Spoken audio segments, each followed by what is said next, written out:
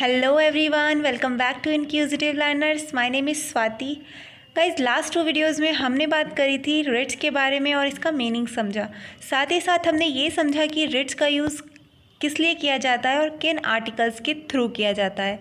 साथ ही साथ हमने इसके टाइप्स भी देखे।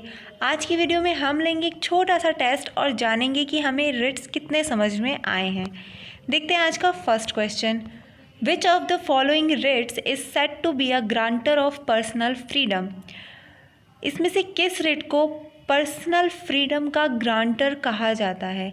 ऑप्शन है मैंडामस यानी कि परमादेश को, को वारंटो अधिकार प्रक्षा को, हबीस कॉपस बंदी प्रत्यक्षीकरण को, या फिर सर्शरारी उत्प्रेषण को। दोस्तों अगर बात करी जा रही है ग्रांटर ऑफ पर्सनल फ्रीडम, तो ग्रांटर ऑफ पर्सनल फ्रीडम का काम करते हैं रिट्स ऑफ हबीस कॉपस यानी कि बंदी प्रत्यक्षीकरण का कार्य होता है पर्सनल फ्रीडम को ग्रांट करना। So option C is the correct answer. Next question है writs can be serve for the enforcement of. Writs देखी जाती हैं किसके इन्फोर्समेंट के लिए? फंडामेंटल राइट्स के इन्फोर्समेंट के लिए, कॉन्ट्रैक्चुअल राइट्स के इन्फोर्समेंट के लिए, स्टेट्यूटरी राइट्स के इन्फोर्समेंट के लिए, या फिर नन ऑफ द अबव के लिए। दोस्तों writs can be serve for the enforcement of fundamental rights, क्योंकि रिट्स का कार्य ही ये होता है कि फंडामेंटल राइट्स को प्रोटेक्ट करना। So option A is the correct answer. Next question है who said article 32 is the heart and soul of the constitution? किसने आर्टिकल 32 को संविधान का दिल और आत्मा कहा है? जवाहरलाल नेहरू ने, महात्मा गांधी ने, भीमराव अंबेडकर ने, या फिर एमएन रॉय ने?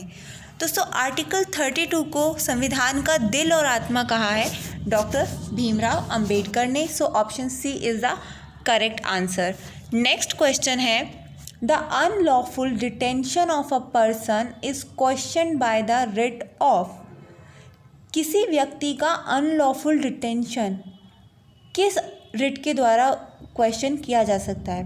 मींस अगर किसी व्यक्ति को अनलॉफुली डिटेन किया है तो उसे वो किस रिट का यूज़ करके क्वेश्चन कर सकता है?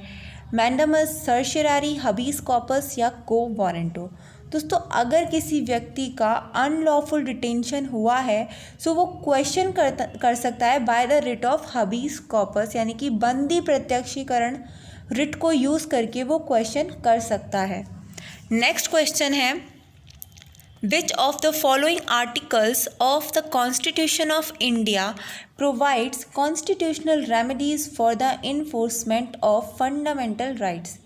इनमें से कौन सा आर्टिकल कॉन्स्टिट्यूशन ऑफ इंडिया का प्रोवाइड करता है constitutional remedies for the enforcement of fundamental rights? यानी कि फंडामेंटल राइट्स के इन्फोर्समेंट के लिए कौन सा आर्टिकल कॉन्स्टिट्यूशनल रेमेडीज़ प्रोवाइड करता है? सो आर्टिकल 32 यानी कि option C is the correct answer. देखिए दोस्तों article 32 is a fundamental right itself, क्योंकि आर्टिकल 32 को राइट ऑफ कॉन्स्टिट्यूशनल रेमेडीज़ कहा जाता है।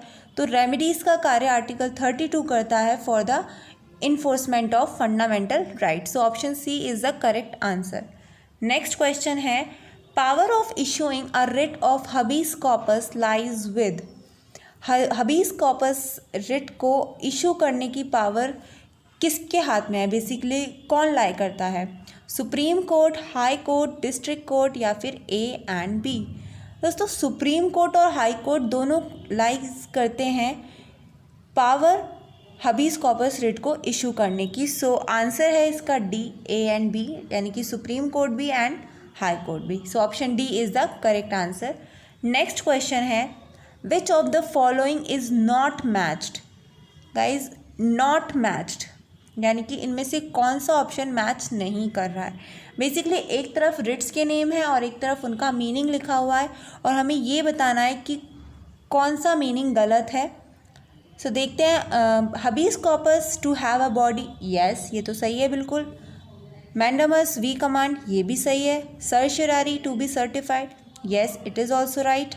Prohibition by what authority, no this is wrong. Prohibition का मीनिंग नहीं होता है बाय व्हाट अथॉरिटी, बल्कि बाय व्हाट अथॉरिटी मीनिंग है को वारंटो का। So option D is not matching, so option D is the correct answer. ये इसका meaning नहीं है, बाकी सारे मैच कर रहे हैं, सिर्फ लास्ट ऑप्शन मैच नहीं कर रहा है, so option D is the correct answer.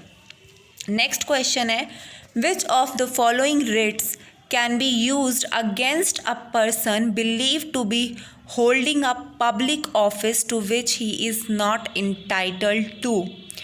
यानी कि किस रिट के द्वारा बेसिकली कौन सी रिट यूज़ की जाती है या हम यूज़ कर सकते हैं अगेंस्ट अ पर्सन, उस पर्सन के खिलाफ जो होल्ड कर रहा है एक public office to which he is not entitled to, जिसके लिए वो इंटाइटल्ड नहीं है। अगर कोई व्यक्ति किसी पब्लिक ऑफिस में वर्क कर रहा है और किसी पब्लिक ऑफिस को होल्ड कर रहा है जिसमें वो इंटाइटल ही नहीं है, तो हम कौन सी रिट का यूज़ कर सकते हैं? हम यूज़ करेंगे को वारंटो यानी कि अधिकार परीक्षा का।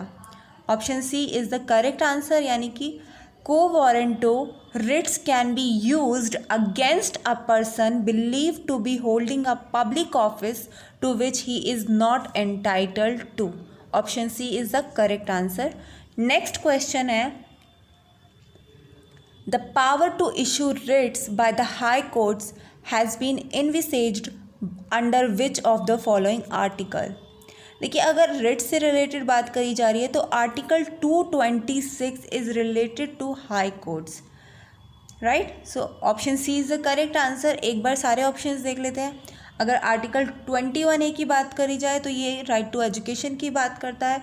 आर्टिकल 32 बात करता है रिट्स की, लेकिन सुप्रीम कोर्ट बेसिकली अगर आर्टिकल 32 है तो सुप्रीम कोर्ट के पास जाकर हम रिट की अर्जी कर सकते हैं। आर्टिकल 226 हाई कोर्ट से है एंड आर्टिकल 17 किसके लिए? अनटचेबिलिटी, यानी कि अनटचेबिलिटी के खिलाफ जो आर्टिकल है that is related to article 17। So answer इस क्वेश्चन का ऑप्शन सी है, आर्टिकल 226। नेक्स्ट क्वेश्चन देखते हैं, which of the following writs can be issued to force a public authority to perform a public or statutory duty. Which of the following writs can be issued to force a public authority? यानी कि public authority को force to perform a public or statutory duty. So इसका correct answer है option D, को warranto. So guys, आज हमने बात करी 10 MCQs की। आई होप आपको ये हेल्पफुल लगी हो video. If you like this video, please do like, share and subscribe to my channel. Thank you.